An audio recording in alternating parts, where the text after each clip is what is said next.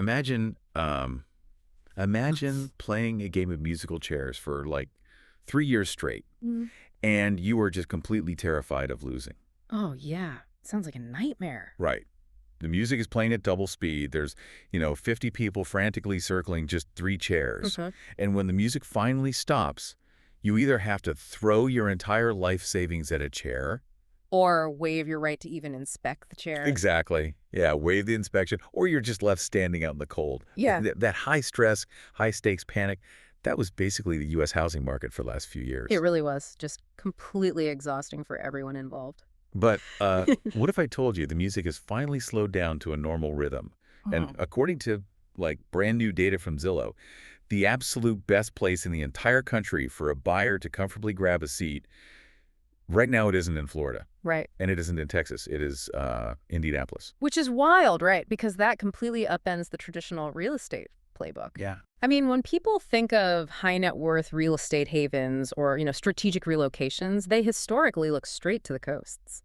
Or maybe the Sun Belt. Right, exactly. Places like Miami or Austin. Exactly. So to see a Midwest metro just quietly take the #1 spot for buyer leverage right now in the middle of 2026, it really requires us to rethink what actually drives market stability today. And honestly, that is our mission for this deep dive today. So we are looking at a stack of incredibly fresh, mid-April 2026 market insights from Kara Conde. She's fantastic. Yeah. She is a 20-plus year veteran, co-founder of Circle 8 LLC, and a certified luxury home marketing specialist.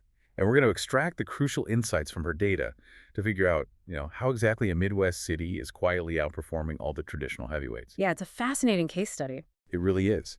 So whether you're actively looking to relocate to maybe escape the high-tax coastal markets, or you're just, fascinated by macroeconomic trends, we're talking about timing, we're talking about leverage, and most importantly, we're going to uncover a massive hidden market. Oh, that hidden market data is mind-blowing. It really is. So, okay, let's unpack this fresh data. We have the Zillow ranking putting Indy at #1 for buyers. How do we actually get here? What are the mechanics creating this specific environment? Well, we really have to start with the macroeconomic floor, the macro data, because the data from mid-April 2026, it paints this really fascinating picture of stability. Okay. So the Indianapolis metro median home price is currently sitting right in the $268,000 to $320,000 range. Got it. With the typical value hovering right around $283,000. And what's key here is that year-over-year growth is incredibly steady. It's at roughly 4.1%. Okay, so it's not a crazy spike, but it's a solid, predictable climb. Right. They're projecting about 2 to 4% growth overall for the year. And meanwhile, mortgage rates have leveled out near 6.3% for a 30-year fixed. Right, which is where we've been hovering for a bit. Okay, exactly. But the real trigger, the thing driving this buyer-friendly ranking, is the inventory in the luxury segment. Okay, meaning what price point? Anything from $750,000 and up, we are seeing 20 to 30% more inventory in many of the suburbs compared to the restrictive bottlenecks we had in 2024 and 2025. Okay, wait, let me challenge that for a second. Because if mortgage rates are sitting around 6.3%, which, is significantly higher than that crazy 3% era we saw a few years ago. Oh, yeah, the pandemic rate. Right. So how does a 6.3% rate translate to a buyer-friendly market? Because higher rates usually mean higher monthly payments. That doesn't immediately sound like a huge win for the buyer. No, I totally get that. It sounds totally counterintuitive. But that 6.3% rate is actually the mechanism that brought the inventory back to the market. Oh, wait, really? Yeah. Think about it. When rates were artificially low, nobody wanted to sell because they didn't want to give up their cheap mortgage. It completely choked the supply. Oh, right, the golden handcuffs effect. Exactly, the golden handcuffs. But now that rates have normalized and stabilized, life is just happening again. People are retiring, they're expanding their families or relocating. And that unlocks the inventory. Precisely. So while the cost of borrowing is higher, the buyer now has 30% more options to actually choose from. They aren't just fighting over scraps. Right. They don't have to engage in a vicious bidding war on a Tuesday afternoon. They have the time to negotiate, to ask for things, which is where true leverage actually lives. Okay, so it's the Goldilocks principle.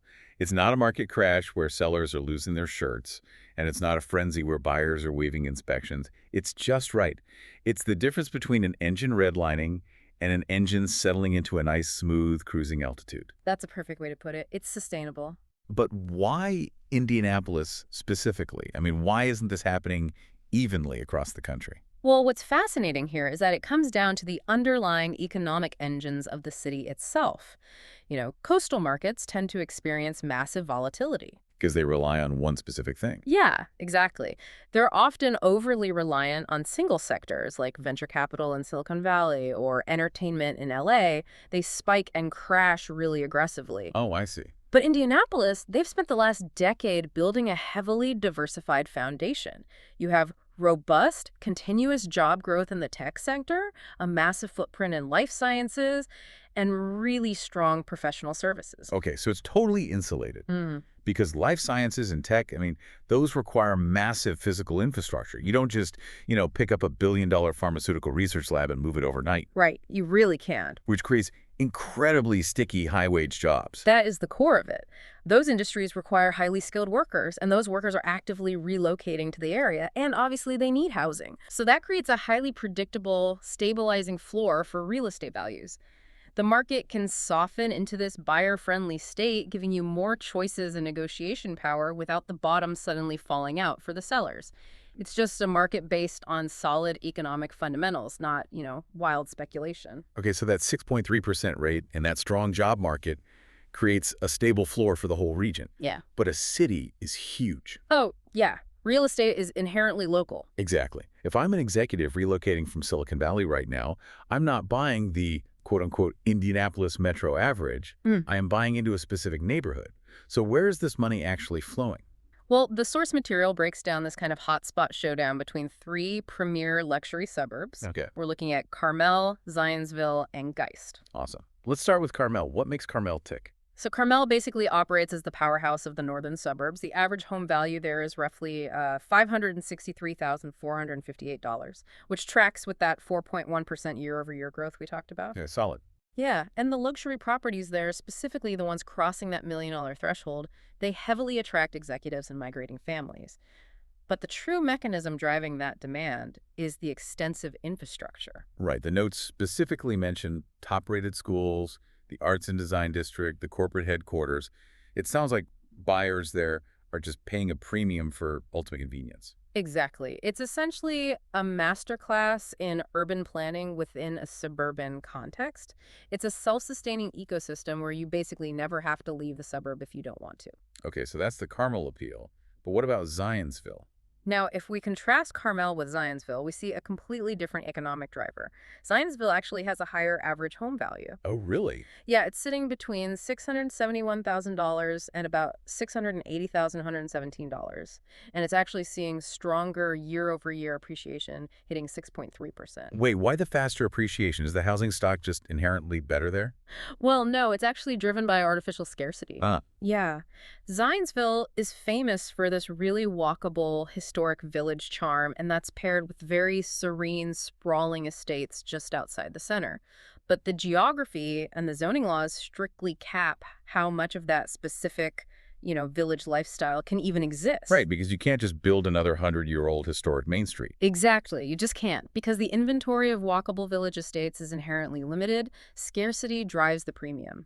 In fact, some local models forecast that the premium pockets in Zionsville could see 6 to 11% appreciation. Wow, 6 to 11%, which is a massive return in a stabilized market. It's huge. Okay, so then we have Geist, the reservoir area.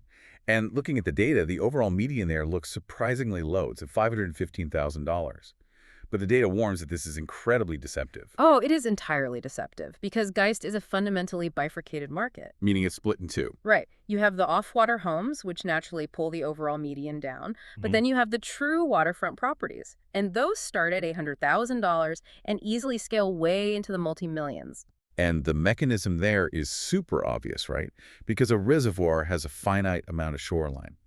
You literally cannot manufacture more waterfront dirt. You really can't. And the source notes there are only about 34 to 40 active listings in key segments out there. True waterfront estates sell in an average of just 42 days. Man, that is tight. But okay, I actually have to stop you here. Okay, sure. Because I'm looking at another statistic in Kara's data that completely contradicts this picture of healthy growth. Uh-oh. Which one? The source explicitly notes that in Carmel, price reductions are happening on about 34% of recent properties. Ah, yes. Over a third of the homes are slashing their prices. I mean, Right. if I'm listening to this, that sounds like a massive red flag. Yeah. How is that not a giant flashing warning sign that the market is actually cracking?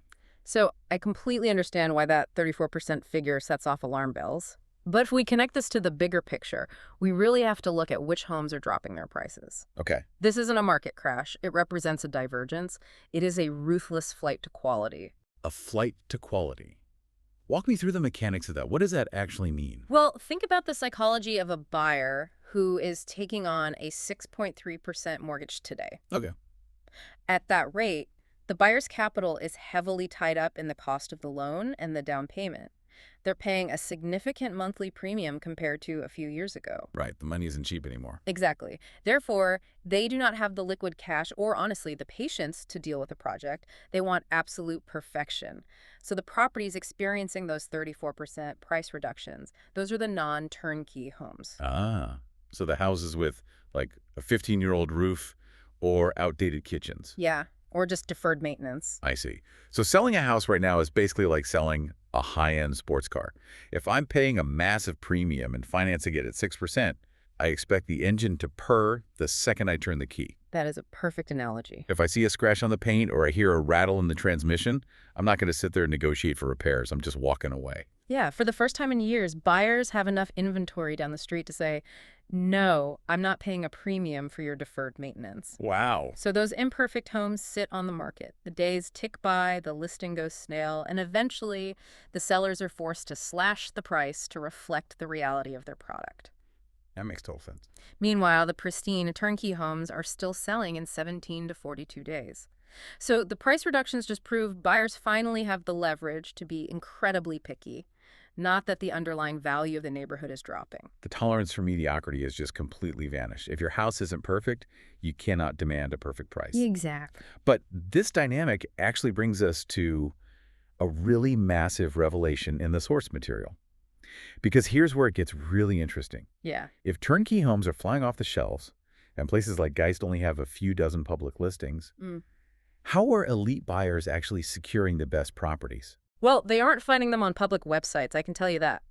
The data reveals that an estimated 70% or even more of the finest transactions in central Indiana's luxury segment happen completely off-market. 70%. That is staggering. It really is. So you're telling me 7 out of 10 premium estates never even hit the public MLS. They never show up on Zillow. Never. This is an entirely parallel economy. It operates purely through a whisper network of wealth managers, private banking contacts, and elite real estate professionals. Is this basically a VIP velvet rope for real estate? I mean, if 70% of the best homes are hidden, how does a buyer from San Francisco or New York even know it's for sale? They have to hire someone with the right access. The source material specifically highlights credentials like the CNE and CLHMS, which Karakonde holds. Okay, what do those stand for? CNE is a certified negotiation expert, and CLHMS stands for Certified Luxury Home Marketing Specialist. Okay, so they aren't just letters to throw on a business card. No, not at all. In practice, those designations signify that an agent possesses the literal keys to this shadow network. They have the private Rolodex and the specialized negotiation frameworks required to match a high net worth buyer with a seller behind closed doors. But let me push back on the logic of the seller here for a second. Sure. If I own a $5 million estate, why wouldn't I want to put it on the open market? Doesn't more exposure equal more potential buyers, which theoretically leads to a higher price? I mean, taking it off market feels like I'm artificially limiting my own profit. Right. In a standard middle-class housing market, yes, maximum exposure is always the goal. But in the ultra-luxury segment, public exposure is frequently a massive liability. A liability. How so? It comes back to the days on market metric. Off-market trading is the ultimate defense against market volatility for high net worth individuals. Oh, because of the ticking clock. Exactly. When a multi-million-dollar home is listed publicly, a ticking clock starts for the whole world to see. And because the buyer pool for a $5 million home is incredibly small, even a pristine property might naturally take 6 to 8 months to find the perfect buyer. Right. There just aren't that many people who can afford it. Right. But the digital algorithms on Zillow or Redfin, they don't care about nuance. If a home sits on an app for 180 days, the public data makes it look like it's languishing. It creates a really powerful stigma. Oh, wow. Yeah. People scrolling on their phones start asking, what's wrong with the foundation? Why hasn't anyone bought this yet? Exactly. The public data literally actively works against the perceived value of the house. That is wild. It destroys the seller's negotiating leverage. It really does. So by keeping the transaction off market, sellers preserve their absolute privacy, they keep those days on market stats completely invisible, and they protect the prestige of the asset. It's like a high-end art auction. You don't put a rare multi-million-dollar painting on eBay where people can watch it sit with zero bids for a week. No, never. You shop it privately to a curated list of collectors who actually understand its value. That is exactly the mechanism. And it benefits the buyers, too. These migrating executives from the coasts, they gain access to a private agents network, meaning they get to tour pristine, unlisted inventory without competing against a horde of other buyers in a very public bidding war. It's a mutually beneficial, highly protected ecosystem. That completely flips the script on how we think about buying a house. We assume every asset in the world is just a Google search away. But the most valuable properties are traded in the dark. Yeah, entirely in the dark. Okay, so we've covered the macro stability, the neighborhood mechanics, and this massive off-market secret. Let's make this actionable for you listening right now. What is the tactical playbook for stepping into this landscape right now in 2026? Let's start with the buyers. Okay, for buyers, the 2026 playbook is entirely about exercising your newfound leverage. Because inventory is up 20 to 30%, you are no longer at the mercy of the seller. Thank goodness. Right. The data strongly advises buyers to request thorough inspections. Demand that structural issues be addressed before closing. And what about seller concessions? Because I know a few years ago you'd get practically laughed out of the room if you asked the seller to pay for anything. Oh, seller concessions are back on the table in a big way. Buyers can and definitely should negotiate for the seller to cover closing costs, or even ask the seller to pay to buy down the buyer's mortgage interest rate. Oh, nice. Yeah, because the seller knows they have heavy competition down the street now, so they are much more willing to part with some cash at closing to secure a reliable buyer. And strategically, buyers should heavily target those turnkey properties. Because their money goes further in Indy. Right. The cost savings of relocating to Indianapolis allow a coastal buyer to afford a much higher tier of flawless luxury than they ever could in California or New York. Okay, but consider the other side of the coin. What if you are holding the asset? What is the playbook for sellers? Because honestly, it sounds like their job just got incredibly difficult. It did. The seller's playbook requires absolute precision now. The era of just throwing a sign in the yard and waiting for multiple offers that is dead. Rest in peace. Yeah. Sellers must price realistically using current, hyper-local comparable sales. If they overprice based on what their neighbor sold for 2 years ago, they will languish on the market, and then they'll face that 34% price reduction reality we discussed earlier. So selling a house in 2026 is no longer a 100-meter dash where you just, throw a sign in the yard. It's a high-stakes beauty pageant, and presentation is literally everything. This raises an important question, Brady, because with 20 to 30% more inventory, a buyer paying 6.3% interest wants absolute perfection. They are paying for a lifestyle, not a project. Right. So we go back to that sports car analogy. If you want the premium price, you have to eliminate every single point of friction for the buyer. Exactly. That means sellers must invest capital upfront. They have to pay for professional staging, elevated drone photography, and aggressively market unique features like smart home tech or private waterfront access. They have to justify the cost. A seller who invests in professional marketing, which is really the hallmark of working with a luxury specialist, they're actively defending their asking price by removing every possible objection before the buyer even walks through the front door. You really have to intellectually justify the premium to a buyer who is hyper-aware of their 6.3% carrying cost. Man, the less friction there is, the higher the premium the seller commands. Exactly. Okay, we have covered a massive amount of ground today. Let's do a quick flyby of the vital takeaways. First, we established that Indianapolis is sitting in this rare, #1 buyer-friendly sweet spot, which is driven by a stabilized 6.3% interest rate and a highly insulated job market in tech and life sciences. We broke down the mechanics of the microclimates. Carmel's convenience premium, Zionsville's artificial scarcity, and Geist's finite waterfront. And above all, we uncovered the staggering 70% rule. The reality that the absolute finest elite real estate is trading in a shadow network, totally hidden from public view. Yeah, that's the real mind bender. So what does this all mean for you listening right now? Even if you aren't, packing up a moving truck to buy a luxury estate in Indiana tomorrow, understanding these underlying mechanics makes you a vastly smarter participant in any market. Absolutely. Just recognizing how a 6% interest rate completely rewires a buyer's psychology to demand absolute turnkey perfection that logic applies to every major financial transaction happening today. It really does. It changes the lens through which you view the entire economy.